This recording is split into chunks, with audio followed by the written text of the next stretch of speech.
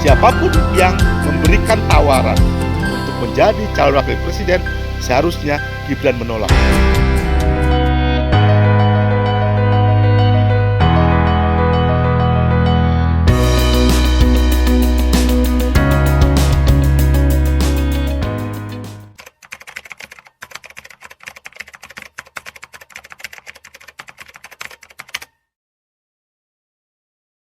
Saya pikir kan kalau kita bicara sekarang what's next dengan keputusan MK.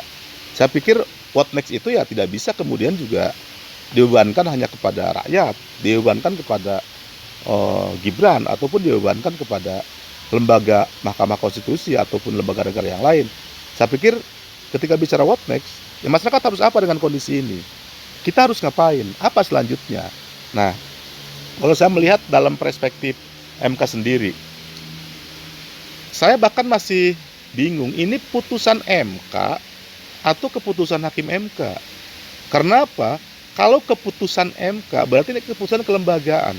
Artinya bicara keputusan kelembagaan, maka berbicaranya kolektif kolegial.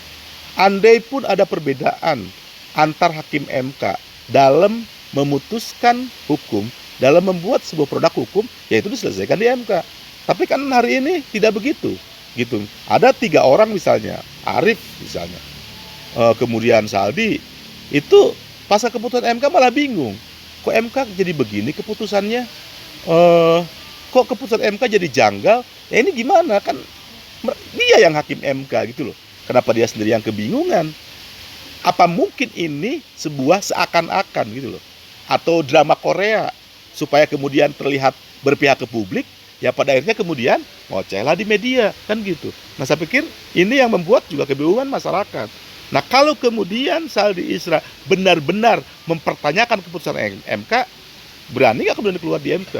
Karena apa? Karena produk-produk hukum MK itu ke depan masih banyak, terlebih dengan urusan keterkaitan dengan hasil pemilu, sengketa hasil pemilu, sengketa hasil pilkada, dan itu akan banyak kasus yang akan masuk ke MK seperti empiris 2019 kemarin. Ya pada akhirnya kemudian kalau kemudian kondisinya kayak begini, ya apa masih nyaman Saldi Isra ada di dalam kelembagaan MK.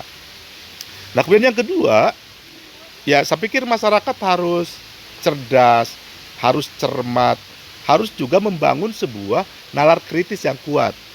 Nah nalar kritis itulah yang kemudian dikonsolidasikan, yang pada akhirnya mempunyai sebuah gerakan yang sama. Karena apa? Sekarang kemudian berharap pada lembaga yang mana? Lembaga pemerintah. MK adalah benteng hukum terakhir dari berbagai macam keputusan hukum yang adil. Tapi kemudian putusannya seperti yang kita tahu dalam konteks syarat calon presiden ini, itu jauh dengan keadilan. Banyak pihak ngomong bahwa ini bukan ranah MK, ini ranahnya Komisi 2 DPR RI. Ini Komisi 2-nya juga diam aja, nggak ada yang merasa direbut, nggak ada yang merasa dilangkahi kewenangannya, tidak ada juga yang merasa DPR itu dikangkangi, nggak ada. Sehingga sama aja, mereka sudah membangun sebuah konspirasi politik kekuasaan untuk melanggengkan dinasti Jokowi. Kan gitu. Nah, ya Gibrannya harus gimana? Saya pikir kalau kemudian Gibran berorientasi kebangsaan, berorientasi masa depan politik, maka harus bersikap elegan. Elegannya apa? Siapapun yang memberikan tawaran untuk menjadi calon wakil presiden, seharusnya Gibran menolak. Dan inilah sebuah investasi cemerlang untuk karir politik Gibran ke depan. Gitu. Sekaligus menegasikan semua perspektif publik bahwa ternyata Jokowi tidak memaksakan Gibran, ternyata Gibran juga nggak mau, dan dengan demikian Gibran, Jokowi mampu mematahkan perspektif publik bahwa Jokowi tidak sedang mempertegas membangun dinasti politik kekuasaan. Tapi kalau Gibran menerima, maka yakinlah ini adalah sebuah bentuk pengkhianatan terhadap reformasi, sebuah bentuk meruntuhkan demokrasi, dan sebuah bentuk menata politik dengan penataan yang salah, kan gitu. Nah, begitupun dalam perspektif partai politik, kontestan ataupun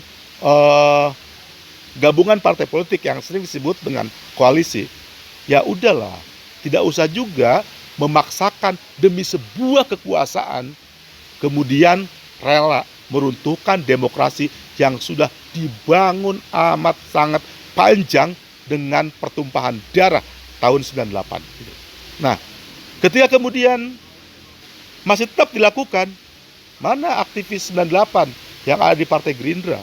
Mana aktivis 98 yang ada di PAN, yang ada di Golkar, yang ada di PDIP, yang ada di partai manapun? Karena semua partai, disitulah ada aktivis yang tahun 98 mendorong reformasi, dan salah satu tuntutannya adalah hapuskan korupsi, kolusi, dan nepotisme. Tapi faktanya, kalau Gibran masih dipaksa oleh partai politik untuk menjadi calon wakil presiden, maka mereka sendiri yang mengkhianati reformasi.